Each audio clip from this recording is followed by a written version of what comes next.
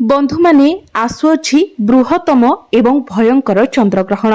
एही चंद्रग्रहण सारा ओडिसा रे दृश्यमान हेबाकु जाउछि। एही चंद्रग्रहणटी अत्यंत विरल एवं खास हेबाकु जाउछि। एही चंद्रग्रहण किछि राशिर व्यक्ति विशेष मानक पई बहुत शुभ प्रभाव देबाकु जाउथिबा बेले आउ किछि राशिर व्यक्ति विशेष मानकु एहा अशुभ प्रभाव देबाकु जाउछि। एहा सहित एही चंद्रग्रहण समग्र भारत वर्ष रे देखाजिबा सहित एही दिन पाक निषेध सहित देवनीति मध्य पारण कराजिबो। तो एही चंद्रग्रहणटी चलित वर्षर शेष चंद्रग्रहण हेबाकु जाउछि। तेबे बंधु माने आमर हिंदू धर्म रे सूर्य पराग हेउ किंबा चंद्रग्रहण एहार अनेक महत्व रही थाए। मात्र वैज्ञानिक माने एहाको एक ज्योतिर्ज्ञान घटना भाबरे देखिथांती। चलित वर्ष अर्थात 2025 मसीहारे एहा हेउची द्वितीय तथा अंतिम चंद्रग्रहण। एहा सेप्टेम्बर 7 तारिखरे घटेबाकु जाउछि, जहाकि पितृपक्षर प्रथम दिन रे लागिबाकु जाउछि। तेबे एही चंद्रग्रहणर प्रभाव समग्र संसार, मानव जाति, जीव जगत, समस्त राशिर व्यक्ति विशेष मानक उपरे पड़िबाकु जाउछि। बंधु माने चंद्रग्रहणटी पूर्णिमा तिथि रे ही होइथाए। पृथ्वी सूर्यंक चारिपटे बुली थाए एवं चंद्रमा पृथ्वी चारिपटे बुली थाए। एही घूरिबा प्रक्रियाटी अहरह लागि रही थाए। तेबे जेतेबेले चंद्रमा, पृथ्वी एवं सूर्य गोटिए सरल रेखारे आसी जाइथांती एवं सूर्य एवं चंद्रमांक मध्यरे जेतेबेले पृथ्वी अवस्थान करिथाए सेतेबेले सूर्यंक ठारो आसुथिबा आलोक चंद्रमांक पाखरे पहुंची पारि न थाए एवं सेही समୟରେ पृथ्वीर छाया चंद्रमांक उपरे पड़ी थाए। एही समୟରେ चंद्रमा लाल रंगर देखा जाय थाए एवं एहाको आमे चंद्रग्रहण बोली कहिथाउ।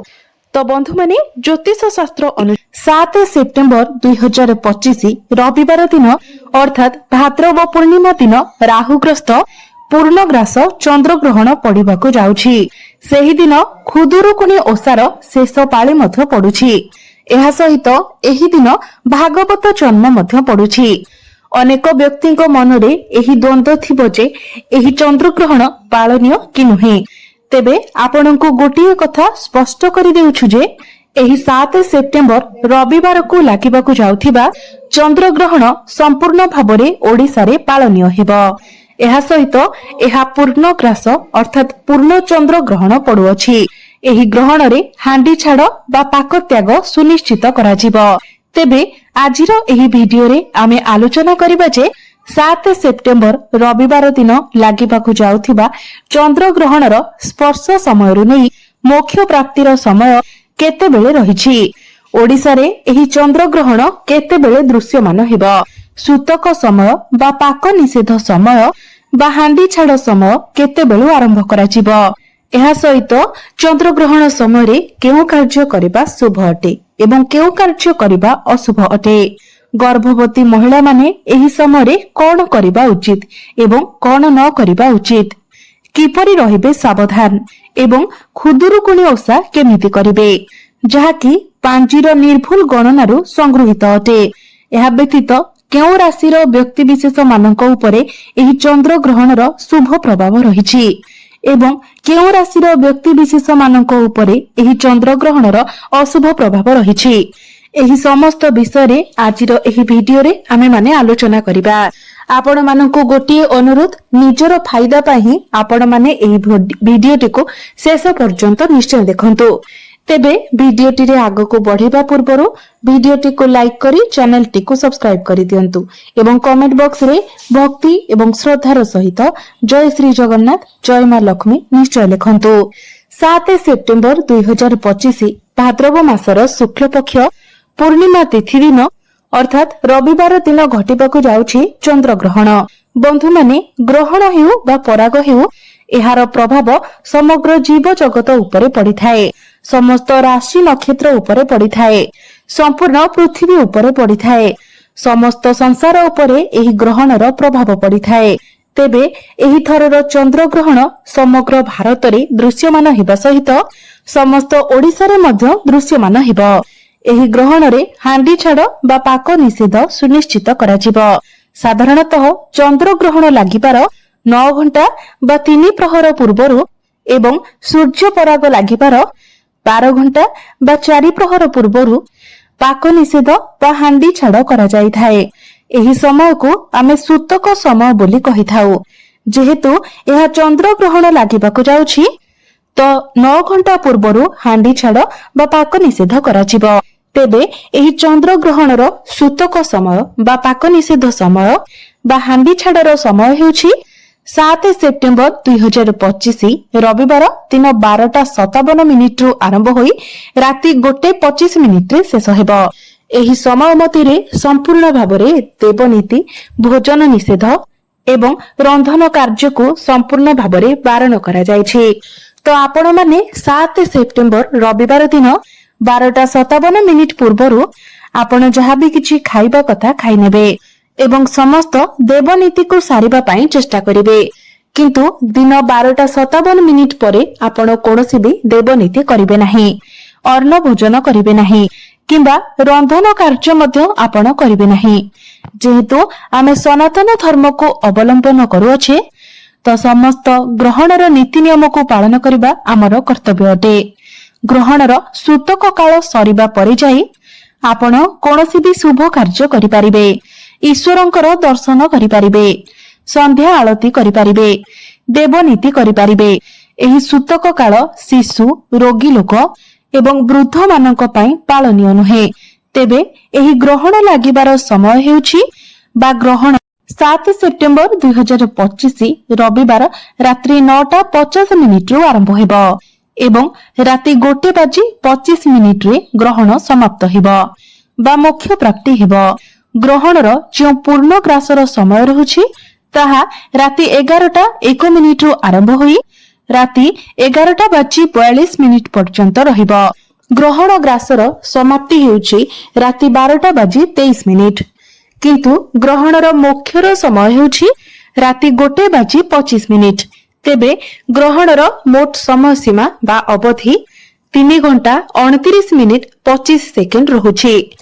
एही 3 घंटा 29 मिनिट 25 सेकेंड रो ग्रहण समय रे विशेष करी गर्भवती महिला माने घर बाहर को बाहरिबा मना अटे। ग्रहण दर्शन करिबा मध्य बारण अटे। जदि कोनोसी नारी गर्भवती अटंती जदि ग्रहण समय रे सेमाने गोटिए नडिया को निजरो कोଳରେ धरि सुअंती तो सेमानंकु गर्भजनित कोनोसी कष्ट होई न थाए। एही ग्रहणर कोनोसी भी कुप्रभाव शिशु उपरे पड़ी न थाए। गर्भस्थ शिशु गर्भरे सुरक्षित रही थाए। ज्योतिष शास्त्र अनुसार एही चंद्र ग्रहणर प्रभावरु ग्रह एवं नक्षत्र मानकर स्थान रे एक बहुत बड़ परिवर्तन हेबाकु जाउछि।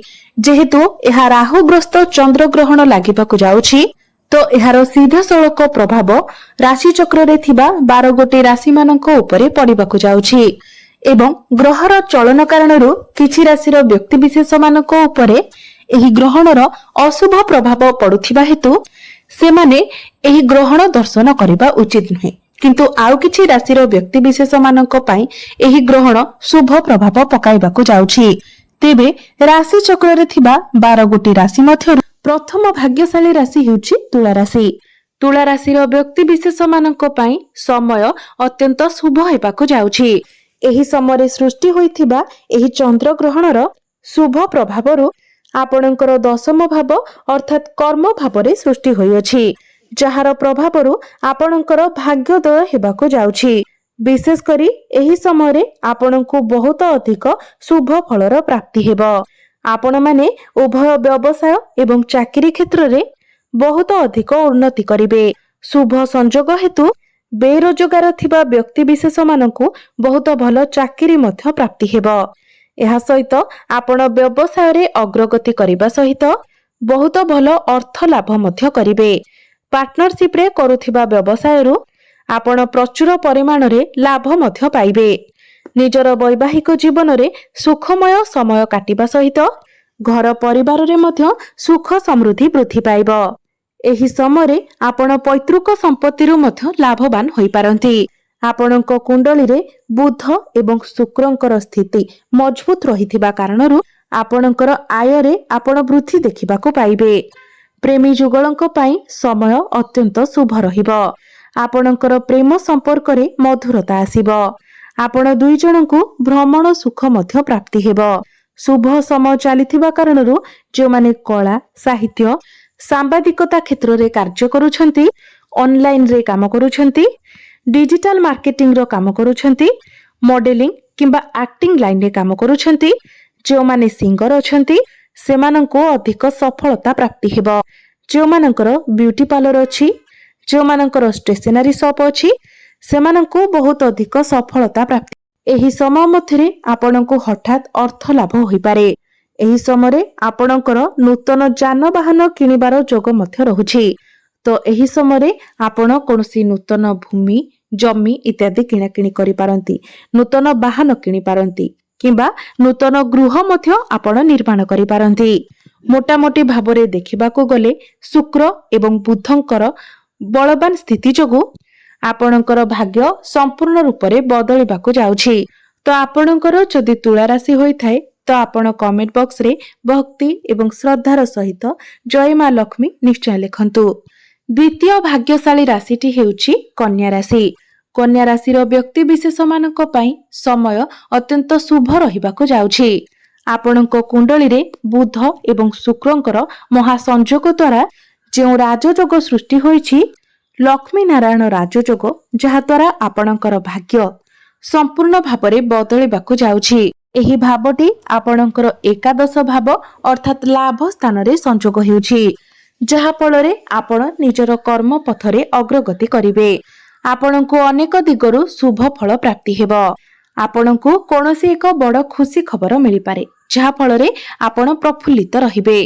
पुराना रोगरु आपण मुक्ति पाइबे। आपणकर परिवार मध्यरे सुख समृद्धि वृद्धि पाइब। एही समय आपणकर आर्थिक स्थिति रे मध्य सुधार आसीब। आपणकर समस्त धन जनित समस्या मध्य दूर होइजिब। सेहीपरि व्यापार वाणिज्य करुथिबा व्यक्ति विशेष मानक पई समय बहुत शुभ थिबारु आपण निजर व्यवसाय विस्तार करिबा सहित बहुत भल अर्थ लाभ मध्य करिवे। जो माने पार्टनरशिप बिजनेस करूछंती सेमानंको पई समय बहुत शुभ रहुअछि। व्यवसाय रे आपण माने दुई गुणा लाभ पाइबे। एहा सहित आपण आपणकर बिजनेस रे बड़ डील मध्य फाइनल करि पारंती। व्यवसाय को नै आपण कोनोसी दूर यात्रा मध्य करि पारंती। आपणकर परिवार मध्य रे सुख समृद्धि वृद्धि पाइब। जो माने संतान सुखर कामना करुथिले सेमानंको संतान सुख मध्य प्राप्ति हेबो। आपणकर शुभ समय चलिथिबा कारणरू आपण निजर पैतृक संपत्ति लाभ पाइबा सहित पुराना विनियोगरू मध्य आपण लाभ पाई पारंती। कला साहित्य एवं सांबादिकता सह जड़ित व्यक्ति विशेष माने अधिक सफलता हासिल करिवे।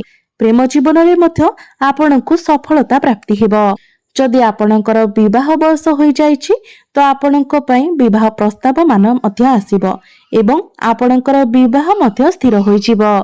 चाकरी क्षेत्र रे उन्नति हेबा सहित जो माने बेरोजगार अछंती सेमानंकु नूतन चाकरी मध्य प्राप्ति हेबार जोग बनुछि। शिक्षा क्षेत्र रे मध्य आपणको बहुत बड़ सफलता प्राप्ति हेबो। सबु दृष्टि रो देखिबाकू गले एही लक्ष्मी नारायण राजयोग फल रे आपणकर भाग्य संपूर्ण रूप से बदलिबाकू जाउछि। तो आपणकर जदि कन्या राशि होइताय तेबे कमेंट बॉक्स रे भक्ति एवं श्रद्धार सहित जय श्री जगन्नाथ जय मां लक्ष्मी निश्चय लिखंतु। तृतीय भाग्यशाली राशिटी हेउछि वृष राशि। वृष राशि रो व्यक्ति विशेष मानक पई समय बहुत शुभमय रहिछि। आपणको कुंडली रे बुध एवं शुक्रंकर शुभ संयोग आपणकर तृतीय भावरे सृष्टि हेउछि, जहार प्रभाव आपणको पई अत्यंत शुभ होबाकू जाउछि।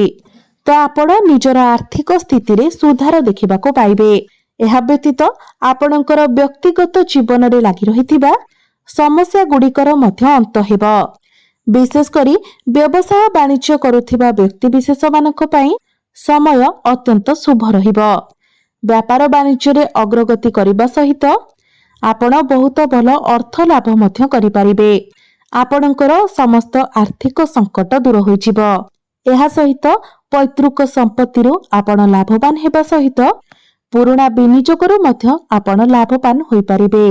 एही शुभ जोगर प्रभावरू जो व्यक्ति विशेष माने दीर्घ दिन धरी चाकरीर अपेक्षार अछंती ସେମାନଙ୍କୁ ନୂତନ ଚାକିରି ମଧ୍ୟ ପ୍ରାପ୍ତି ହୋଇପାରେ। ଆପଣଙ୍କର ବନ୍ଦ ପଡ଼ିଥିବା ଭାଗ୍ୟର ତାଲା ଖୋଲିବାକୁ ଯାଉଛି। କୌଣସି ଭଲ କମ୍ପାନୀରେ ଆପଣଙ୍କୁ ଚାକିରି ମିଳିବାର ମଧ୍ୟ ଯୋଗ ବନୁଛି। ଘର ପରିବାରରେ ହସ ଖୁସିର ଲହରୀ ଲାଗି ରହିବା ସହିତ ନୂତନ ଦମ୍ପତିମାନଙ୍କୁ ସନ୍ତାନ ସୁଖ ମଧ୍ୟ ପ୍ରାପ୍ତି ହେବ। ଏହି ସମୟ ମଧ୍ୟରେ ଆପଣଙ୍କ ଘର ପରିବାରରେ ଶୁଭ ମାଙ୍ଗଳିକ କାର୍ଯ୍ୟର ଆୟୋଜନ ମଧ୍ୟ ହୋଇପାରେ। ଆପଣଙ୍କର ବିବାହ ହେବାର ମଧ୍ୟ ସମ୍ଭାବନା ରହୁଛି। ଏହା ସହିତ ଆପଣ ଆପଣଙ୍କର ଜୀବନ ସାଥୀଙ୍କ ସହିତ କୌଣସି ଧାର୍ମିକ ଯାତ୍ରା ମଧ୍ୟ କରିପାରନ୍ତି। ଆପଣଙ୍କର ଶୁଭ ସମୟ ଚାଲିଥିବା ହେତୁ ପୁରୁଣା ରୋଗରୁ ମଧ୍ୟ ଆପଣଙ୍କୁ ମୁକ୍ତି ମିଳିଯିବ।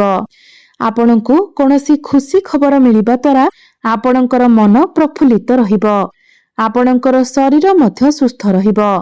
ଯଦି ଆପଣଙ୍କର କୌଣସି କୋର୍ଟ କଚେରୀ ମାମଲା ଲାଗି ରହିଥିଲା ତ ସେଥିରେ ମଧ୍ୟ ଅନ୍ତ ଘଟିବ ଏବଂ ରାୟ ଆପଣଙ୍କର ସପକ୍ଷରେ ଯାଇପାରେ।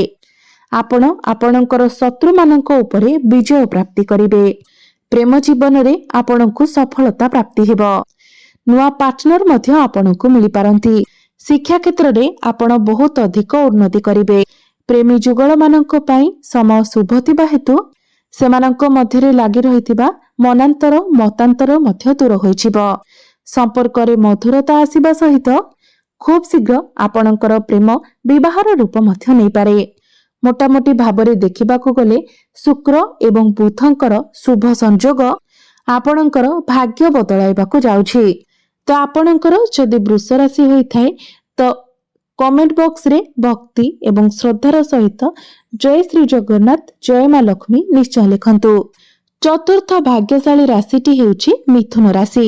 ମିଥୁନ ରାଶିର ବ୍ୟକ୍ତିବିଶେଷ ମାନଙ୍କ ପାଇଁ ଅତ୍ୟନ୍ତ ଶୁଭ ସମୟ ଆରମ୍ଭ ହେବାକୁ ଯାଉଛି।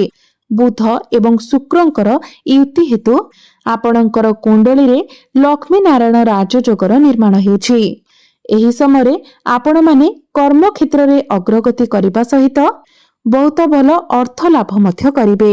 ଏହା ସହିତ ଆପଣଙ୍କୁ ସମସ୍ତ ପ୍ରକାରର ଭୌତିକ ସୁଖ ମଧ୍ୟ ପ୍ରାପ୍ତି ହେବ। ଏହି ସମୟରେ ଆପଣଙ୍କୁ ବହୁତ ମାତ୍ରାରେ ଅର୍ଥ ଲାଭ ହେବାର ମଧ୍ୟ ଯୋଗ ବନୁଛି। ବ୍ୟବସାୟ ବାଣିଜ୍ୟ କରୁଥିବା ବ୍ୟକ୍ତିବିଶେଷ ମାନଙ୍କ ପାଇଁ ସମୟ ଅତ୍ୟନ୍ତ ଶୁଭ ଥିବା ହେତୁ ଆପଣଙ୍କର ବ୍ୟବସାୟରେ ଲାଗି ରହିଥିବା ମାନ୍ଦାବସ୍ଥା ଦୂର ହୋଇଯିବ। ବ୍ୟବସାୟରେ ଅଗ୍ରଗତି କରିବା ସହିତ ଆପଣ ବହୁତ ଭଲ ଲାଭ ମଧ୍ୟ ପାଇବେ। ଯଦି ଆପଣ କିଛି ନୂତନ ବ୍ୟବସାୟ ଆରମ୍ଭ କରିବାକୁ ଚାହୁଁଛନ୍ତି କିମ୍ବା କୌଣସି ନୂତନ କାର୍ଯ୍ୟ ଆରମ୍ଭ କରିବାକୁ ଚାହୁଁଛନ୍ତି ତ ସମୟ ଆପଣଙ୍କ ପାଇଁ ବହୁତ ଶୁଭ ରହିଅଛି। ବିଶେଷ କରି ମିଥୁନ ରାଶିର ବିଦ୍ୟାର୍ଥୀ ମାନଙ୍କ ପାଇଁ ସମୟ ବହୁତ ଶୁଭ ରହୁଛି। ଶିକ୍ଷା କ୍ଷେତ୍ରରେ ଆପଣଙ୍କର ଉନ୍ନତି ହେବ। ପାଠ ପଢ଼ାରେ ଆପଣଙ୍କର ଆଗ୍ରହ ବଢ଼ିବ। ସମସ୍ତ କମ୍ପିଟିଟିଭ ଏକ୍ଜାମ, ସରକାରୀ ପରୀକ୍ଷା, ପ୍ରତିଯୋଗିତାମୂଳକ ପରୀକ୍ଷାରେ ଆପଣ ଉତ୍ତୀର୍ଣ୍ଣ ହେବେ। ଏହି ସମୟ ଅବଧି ମଧ୍ୟରେ ଆପଣଙ୍କ ଗୃହରେ କୌଣସି ଶୁଭ ମାଙ୍ଗଳିକ କାର୍ଯ୍ୟର ମଧ୍ୟ ଆୟୋଜନ ହୋଇପାରେ। ବ୍ୟବସାୟକୁ ନେଇ ଆପଣ ବିଦେଶ ଯାତ୍ରା ମଧ୍ୟ କରିପାରନ୍ତି। ସେହିପରି ଦୀର୍ଘ ଦିନର ଆଶା ଏବଂ ସ୍ୱପ୍ନ ଆପଣଙ୍କର ପୂରଣ ହେବାକୁ ଯାଉଛି। ଆପଣ କିଛି ଭୂମି, ପ୍ରପର୍ଟି, ଜମିବାଡ଼ି ଇତ୍ୟାଦି କିଣିପାରନ୍ତି। ଏହି ସମୟରେ ଭାଗ୍ୟ ଆପଣଙ୍କର ସାଥ ଦେବ। ଯେଉଁମାନେ ବେରୋଜଗାର ଅଛନ୍ତି ସେମାନଙ୍କୁ ନୂତନ ଚାକିରି ମିଳିବାର ମଧ୍ୟ ବହୁତ ଅଧିକ ସମ୍ଭାବନା ରହୁଛି। ଯଦି ଆପଣ ଚାକିରି କରିଛନ୍ତି ତ ଚାକିରି କ୍ଷେତ୍ରରେ ପ୍ରମୋଶନ ହେବାର ମଧ୍ୟ ଯୋଗ ବନୁଛି। ପ୍ରେମୀ ଯୁଗଳ ମାନଙ୍କ ପାଇଁ ସମୟ ଅତ୍ୟନ୍ତ ଶୁଭ ରହିବ। ଆପଣଙ୍କର ସମ୍ପର୍କ ମଧୁର ହେବ। ଆପଣଙ୍କର ପ୍ରେମ ବିବାହର ରୂପ ମଧ୍ୟ ନେଇପାରେ। ଯେଉଁମାନେ ସନ୍ତାନର କାମନା କରୁଥିଲେ ସେମାନଙ୍କୁ ସନ୍ତାନ ସୁଖ ମଧ୍ୟ ପ୍ରାପ୍ତି ହେବ। ତ ଦେଖିବାକୁ ଗଲେ ବୁଧ ଏବଂ ଶୁକ୍ରଙ୍କର ଏହି ମହାନ ରାଜଯୋଗ ଆପଣଙ୍କର ଭାଗ୍ୟ ବଦଳାଇବାକୁ ଯାଉଛି। ତ ଆପଣଙ୍କର ଯଦି ମିଥୁନ ରାଶି ହୋଇଥାଏ ତେବେ କମେଣ୍ଟ ବକ୍ସରେ ଭକ୍ତି ଏବଂ ଶ୍ରଦ୍ଧାର ସହିତ ଆପଣ ଜୟ ଶ୍ରୀ ଜଗନ୍ନାଥ ଏବଂ ଜୟ ମା ଲକ୍ଷ୍ମୀ ନିଶ୍ଚୟ ଲେଖନ୍ତୁ। ପଞ୍ଚମ ଭାଗ୍ୟଶାଳୀ ରାଶିଟି ହେଉଛି କୁମ୍ଭ ରାଶି। କୁମ୍ଭ ରାଶିର ବ୍ୟକ୍ତିବିଶେଷ ମାନଙ୍କ ପାଇଁ ଏହି ସମୟ ଅତ୍ୟନ୍ତ ଶୁଭ ରହିବାକୁ ଯାଉଛି। ଶୁକ୍ର ଏବଂ ବୁଧଙ୍କ ଦ୍ୱାରା ସୃଷ୍ଟି ହେଉଥିବା ଲକ୍ଷ୍ମୀ ନାରାୟଣ ରାଜଯୋଗର ପ୍ରଭାବରେ ଆପଣଙ୍କର ଭାଗ୍ୟ ବଦଳିବାକୁ ଯାଉଛି। ଆପଣଙ୍କର ଆର୍ଥିକ ସ୍ଥିତି ମଜବୁତ ହେବାକୁ ଯାଉଛି। ଆପଣଙ୍କର ସମସ୍ତ ପ୍ରକାରର ଧନଜନିତ ସମସ୍ୟା ଦୂର ହେବାକୁ ଯାଉଛି। ବିଶେଷ କରି ଆର୍ଥିକ କ୍ଷେତ୍ରରେ ଆପଣ ବହୁତ ଲାଭବାନ ହେବାକୁ ଯାଉଛନ୍ତି। ପରିବାରରେ ହସ ଖୁସିର ଲହରୀ ଲାଗି ରହିବ। ଆପଣଙ୍କର ଗୃହକୁ ନୂତନ ଅତିଥି ଆସିପାରନ୍ତି। ଆପଣଙ୍କର ଦାମ୍ପତ୍ୟ ଜୀବନ ମଧ୍ୟ ସୁଖମୟ ବ୍ୟତୀତ ହେବ। ଯେଉଁମାନେ ସନ୍ତାନ ସୁଖର କାମନା କରୁଥିଲେ ସେମାନଙ୍କୁ ସନ୍ତାନ ସୁଖ ପ୍ରାପ୍ତି ହେବ। ଶୁଭ ସମୟ ଚାଲିଥିବା ହେତୁ ଆପଣ କିଛି ନୂତନ କାର୍ଯ୍ୟର ଆରମ୍ଭ କରିପାରନ୍ତି। କିଛି ବଡ଼ ଇନଭେଷ୍ଟମେଣ୍ଟ ମଧ୍ୟ କରିପାରନ୍ତି। ଚାକିରି କରୁଥିବା ବ୍ୟକ୍ତିବିଶେଷମାନଙ୍କ ପାଇଁ ସମୟ ଅତ୍ୟନ୍ତ ଶୁଭ ରହିବ। ଚାକିରି କ୍ଷେତ୍ରରେ ଆପଣଙ୍କର ପ୍ରମୋଶନ ହୋଇପାରେ। ଚାକିରିରେ ପଦୋନ୍ନତି ହେବା ସହିତ ଆପଣଙ୍କର ଦରମାରେ ମଧ୍ୟ ବୃଦ୍ଧି ହୋଇପାରେ।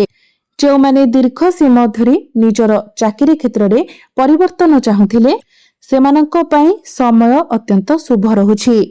ଯେଉଁମାନେ ବେରୋଜଗାର ଅଛନ୍ତି ଏବଂ ଦୀର୍ଘ ଦିନ ଧରି ଚାକିରିର ଅପେକ୍ଷାରେ ରହିଛନ୍ତି ସେମାନଙ୍କୁ ନୂତନ ଚାକିରି ମଧ୍ୟ ପ୍ରାପ୍ତି ହୋଇପାରେ। ଏହା ସହିତ ବିଦ୍ୟାର୍ଥୀମାନଙ୍କ ପାଇଁ ସମୟ ଶୁଭ ଥିବା ହେତୁ ବିଦ୍ୟା କ୍ଷେତ୍ରରେ ଆପଣଙ୍କର ଆଗ୍ରହ ବଢ଼ିବ। ପ୍ରତିଯୋଗିତାମୂଳକ ପରୀକ୍ଷା, ସରକାରୀ ପରୀକ୍ଷା, କମ୍ପିଟେଟିଭ୍ ଏକ୍ଜାମରେ ଆପଣ ଉତ୍ତୀର୍ଣ୍ଣ ହେବେ। ଦୀର୍ଘ ଦିନ ଧରି ଅଟକି ରହିଥିବା ଆପଣଙ୍କର ପ୍ରତ୍ୟେକ କାର୍ଯ୍ୟ ମଧ୍ୟ ଆଗକୁ ବଢ଼ିବ। ଏହା ସହିତ ଆପଣଙ୍କ ପାଇଁ ସମୟ ଶୁଭ ଥିବା ହେତୁ ଯେଉଁମାନେ ବ୍ୟାପାର ବାଣିଜ୍ୟ କରୁଛନ୍ତି ସେମାନଙ୍କର ଆର୍ଥିକ ଅଗ୍ରଗତି ହେବ। ଆପଣଙ୍କର ଆମଦାନୀରେ ବୃଦ୍ଧି ପାଇବ। ବ୍ୟୟ ଅନୁସାରେ ଆପଣଙ୍କର ଆୟ ଅଧିକ ରହିବ। ପ୍ରେମ ଜୀବନରେ ଆପଣଙ୍କୁ ସଫଳତା ପ୍ରାପ୍ତି ହେବ। ସେୟାର ମାର୍କେଟ, ଷ୍ଟକ୍ ମାର୍କେଟ ଏବଂ ଟ୍ରେଡିଂରେ ଆପଣଙ୍କୁ ଲାଭ ପ୍ରାପ୍ତି ହେବ। ତ ମୋଟାମୋଟି ଭାବରେ ଦେଖିବାକୁ ଗଲେ ଶୁକ୍ର ଏବଂ ବୁଧଙ୍କର ଏହି ଲକ୍ଷ୍ମୀ ନାରାୟଣ ରାଜଯୋଗ ପ୍ରଭାବରେ ଆପଣଙ୍କର ଭାଗ୍ୟ ବଦଳିବାକୁ ଯାଉଛି। ତ ଆପଣଙ୍କର ଯଦି କୁମ୍ଭ ରାଶି ହୋଇଥାଏ ତେବେ କମେଣ୍ଟ ବକ୍ସରେ ଭକ୍ତି ଏବଂ ଶ୍ରଦ୍ଧାର ସହିତ ଜୟ ଶ୍ରୀ ଜଗନ୍ନାଥ, ଜୟ ମା ଲକ୍ଷ୍ମୀ ନିଶ୍ଚୟ ଲେଖନ୍ତୁ। ପରବର୍ତ୍ତୀ ଭାଗ୍ୟଶାଳୀ ରାଶିଟି ହେଉଛି ମୀନ ରାଶି। ମୀନ ରାଶିର ବ୍ୟକ୍ତିବିଶେଷ ମାନଙ୍କ ପାଇଁ ଏହି ଲକ୍ଷ୍ମୀ ନାରାୟଣ ରାଜଯୋଗର ପ୍ରଭାବରୁ ଆପଣଙ୍କର ଭାଗ୍ୟ ବଦଳିବାକୁ ଯାଉଛି। ଶୁକ୍ର ଏବଂ ବୁଧଙ୍କର ଲକ୍ଷ୍ମୀ ନାରାୟଣ ରାଜଯୋଗ କାରଣରୁ ଆପଣ ପ୍ରତ୍ୟେକ କ୍ଷେତ୍ରରେ ଉନ୍ନତି ଦେଖିବାକୁ ପାଇବେ। ବିଶେଷ କରି ଏହି ସମୟ ଅବଧି ମଧ୍ୟରେ ଆପଣଙ୍କର ଆର୍ଥିକ ସ୍ଥିତିରେ ଆପଣ ସୁଧାର ଦେଖିବାକୁ ପାଇବେ। ଆପଣଙ୍କର ସମସ୍ତ ଆର୍ଥିକ ସମସ୍ୟା ଦୂର ହୋଇଯିବ। ଦୀର୍ଘ ଦିନ ଧରି ଅଟକି ରହିଥିବା କାର୍ଯ୍ୟ ଆପଣଙ୍କର ଆଗକୁ ବଢ଼ିବ। ଏହି ସମୟରେ ଆପଣ ନିଜର ପରିବାରରେ ହସ ଖୁସିର ମାହୋଲ ଦେଖିବାକୁ ପାଇବେ। ଯଦି ଆପଣଙ୍କର ଦାମ୍ପତ୍ୟ ଜୀବନରେ ପୂର୍ବରୁ କୌଣସି ପ୍ରକାରର ସମସ୍ୟା ଲାଗି ରହିଥିଲା ତ ସେସବୁ ଦୂର ହୋଇଯିବ।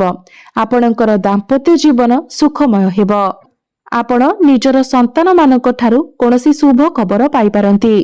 ପ୍ରତ୍ୟେକ କାର୍ଯ୍ୟରେ ଆପଣଙ୍କୁ ଆପଣଙ୍କ ପିତାମାତାଙ୍କର ସମର୍ଥନ ମିଳିବ।